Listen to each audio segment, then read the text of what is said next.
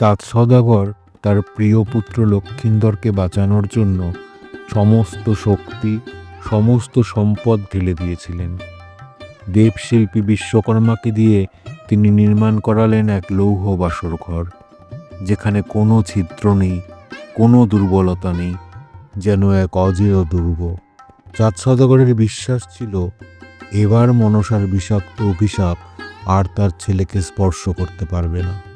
বিবাহের সমস্ত আচার অনুষ্ঠান শেষে নববধূ বেহুলা ও লক্ষিন্দরকে সসম্মানে সেই লৌহ ঘরে তোলা হলো। সওদাগরের চোখে জল এসে গেছে। কত কষ্ট, কত দুশ্চিন্তার পর অবশেষে তিনি মনে করলেন শান্তি পেলেন। বাইরে প্রহরী, ওঝাদের মন্ত্রোচ্চারণ আর অস্ত্রসজ্জিত লোকলস্করের কড়া পাহারা, চারদিকের টান টান পরিস্থিতি যেন দম বন্ধ করে দেয়। কিন্তু ভেতরে লৌহঘরের অন্তরালে মশালের ম্লান আলোয় ধূপধুনোর গন্ধ ভাসছে। ঘরের মাঝখানে বসে আছে নবদম্পতি লক্ষিন্দর আর বেহুলা। কথা শুরু হলো দ্বিধায়, লজ্জায়, কিন্তু ধীরে ধীরে তা গড়িয়ে গেল এক অন্য স্মৃতির স্রোতে। লক্ষিন্দর ধীরে ফিসফিস করে বলল, আজ তোমাকে প্রথম দেখেও মনে হচ্ছে কত দিনের চেনা তুমি। মনে হচ্ছে যেন অনেক জন্ম ধরে আমরা একে অপরকে খুঁজছিলাম।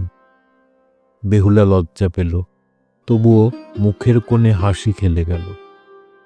আমারও তাই মনে হয়, সে উত্তর দিল। তোমার চোখে এমন এক স্বপ্ন লুকিয়ে আছে যা আমি আগে কোথাও দেখেছি, হয়তো অন্য কোনো জন্মে, অন্য কোনো সময়ে, অন্য কোনো স্থানে। তাদের কথায় যেন এক অচেনা চেনা ছায়া ভেসে উঠছিল, কারণ তারা আসলে কেবল চাঁদ সওদাগরের পুত্র আর সঙ্গিনী নয়, তারা পুনর্জন্মে ফিরে আসা অভিশপ্ত স্বর্গের নৃত্যশিল্পী উষা আর অনিরুদ্ধ।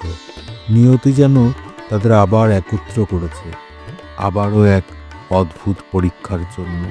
প্রথম রাত কাটছিল হাসি ঠাট্টায়, মৃদু স্পর্শে, অচেনা অথচ চেনা টানা পড়েনি। কিন্তু বাইরে পাহারা যতই শক্ত হোক, নিয়তির অন্ধকার তখনও গোপন পথ খুঁজে নিচ্ছিল। বাইরে চাঁদ সওদাগর নিজেই পাহারায় বসে আছেন। চোখ লাল হয়ে উঠেছে, কিন্তু তিনি ঘুমোতে চান না।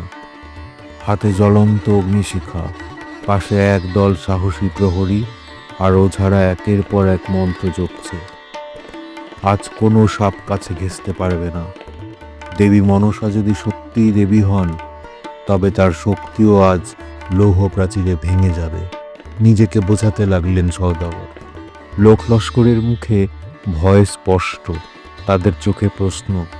দেবীর সঙ্গে লড়াই করে কোনোদিন কেউ জিততে পেরেছে? কিন্তু সওদাগরের কঠোর মুখ দেখে তারা নীরব। মনসা দেবী কি এত সহজে হাল ছাড়বেন? না, তিনি প্রতিহিংসায় দগ্ধ। চাঁদ সওদাগরের অহংকার তার দেবত্বকে আঘাত করেছে। এই রাতে তিনি প্রমাণ করবেন, মানুষ যতই চেষ্টা করুক, দেবীর অভিশাপ থেকে কেউ রক্ষা পায় না। আচমকা আকাশ ঢেকে গেল কালো মেঘে। উত্তাল হাওয়ার দমকে মশাল নিভে যেতে লাগলো। ঝড়ের শব্দে কেঁপে উঠল চারপাশ। বজ্রপাতের গর্জনে কাঁপল দিগন্ত। বিদ্যুতের আলোয় মুহূর্তে আলোকিত হলো লৌহ ঘর। প্রহরীরা আতঙ্কে ছুটল, ওঝারা পালিয়ে গেল। বাঁচাও, এই ঝড় দেবীর তাণ্ডব! চিৎকার উঠল চারদিকে। চাঁদ সওদাগর প্রাণপণে দাঁড়িয়ে থাকলেন, কিন্তু এক সময় তাকেও ঝড়ের তীব্রতায় সরে আসতে হলো। লৌহ বাসর ঘর এখন একা, নিঃসঙ্গ, ভাগ্যের হাতে ছেড়ে দেওয়া। ঝড় থেমে এলো, চারদিকে নেমে এলো ভয়ার্ত নিস্তব্ধতা। ঠিক তখনই বিশ্বকর্মার তৈরি ঘরের এক অতি সূক্ষ্ম ছিদ্র দিয়ে নিঃশব্দে প্রবেশ করল কালনাগিনী। তার দেহে কালোর ঝিলিক, চোখে জ্বলন্ত বিষ। হিস হিস শব্দে সে এগিয়ে এলো নবদম্পতির দিকে। বেহুলা আর লক্ষিন্দর তখন গা ঘেঁষে ঘুমোচ্ছে। হঠাৎ বিষাক্ত ছোবল বসল লক্ষিন্দরের বুকে। বেদনায় কেঁপে উঠল সে। বেহুলা চমকে উঠে স্বামীকে আঁকড়ে ধরল, চিৎকার করে ডাকতে লাগলো, কি হয়েছে স্বামী? চোখ খোলো, এই দেখো আমি আছি।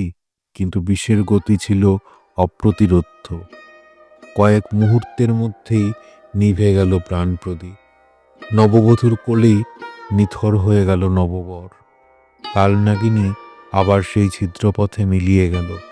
শূন্য লৌহ ঘরে প্রতিধ্বনিত হলো শুধু বেহুলার আর্তনাদ, না, এভাবে আমাকে ছেড়ে যেও না। ভোরের আলো ফুটতেই চাঁদ সদাগর দৌড়ে এসে দেখলেন তার প্রিয় পুত্রের দেহ নিথর পড়ে আছে। চারপাশে কান্নার রোল উঠল।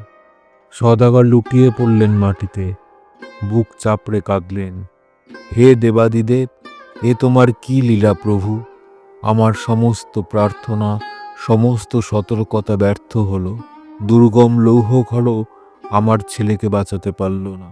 লোকেরা অশ্রুসিক্ত চোখে দাঁড়িয়ে রইল, কেউ আগিয়ে আসতে পারল না। চাঁদ অবশেষে কাপা গলায় নির্দেশ দিলেন, ছেলের সৎকারের ব্যবস্থা করো। ঠিক তখনই উঠে দাঁড়ালেন বেহুলা, চোখে জল কিন্তু কণ্ঠে দৃঢ়তা।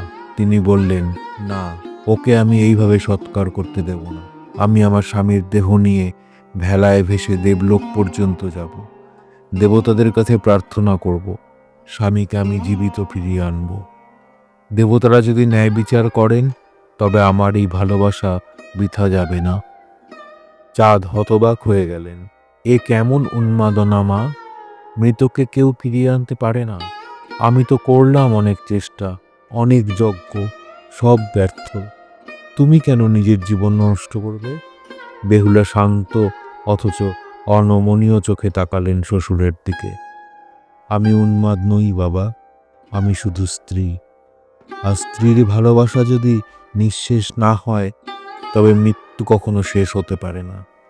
যতক্ষণ আমি আছি ততক্ষণ ওকে হারাতে দেব না। চাঁদ দীর্ঘশ্বাস ফেললেন। তিনি জানতেন বেহুলার এই অদম্য শক্তি, এই সংকল্পকে কেউ থামাতে পারবে না। অবশেষে তিনি নীরবে সম্মতি দিলেন। কলা গাছ কেটে তৈরি হলো একটি ভেলা। বিষের চালায় নীল হয়ে যাওয়া সোনার বরণ লক্ষিন্দরের দেহ শায়িত হলো তার ওপর। চাঁদ সদাগর অশ্রুসিক্ত চোখে আশীর্বাদ করলেন পুত্রবধূকে। ভাসতে শুরু করলো সেই ভেলা। নদীর ঢেউয়ে দুলছে লক্ষিন্দরের দেহ, পাশে বসে আছে বেহুলা। আকাশের সূর্য যেন অবাক হয়ে তাকিয়ে আছে। মৃত্যুর বিরুদ্ধে দাঁড়িয়ে এক নারীর ভালোবাসা।